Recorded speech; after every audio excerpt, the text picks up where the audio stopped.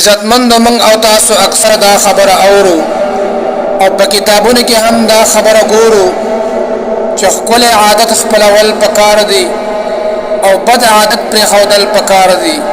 نو سوال دلته دا پیدا کیږي چې څنګه عادت بدلول شي.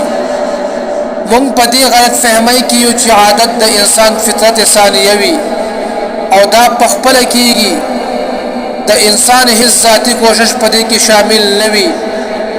حالانکه دا هڅه خبره ده بلکې د څه شی بار بار تکرارول دي ته عادت وایي چې کوم ښه عادت خپلول غواړي نو هغه بار بار تکراروا او چې کوم بد خبره ته پرېښودل غواړي نو هغه بار بار فریدا په خپل بد عادت جوړ شي.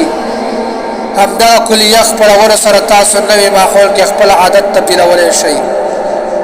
خپل خوښه د نورو په خوښه باندې قربانولی شئ. تاسو چې په دې نوې ماحول کې کوم نوې شی وینئ د دې موافق غور او سوچ کوئ. هغه به ستاسو لپاره قابل قبول او پسندیده جوړ شي. که چېرته موږ او تاسو دا طریقه افلاو کړو یقینا زموږ او ستاسو عادات به بدل شي. بد عادت به زموږ او ستاسو په ښه عادت باندې بدل شي.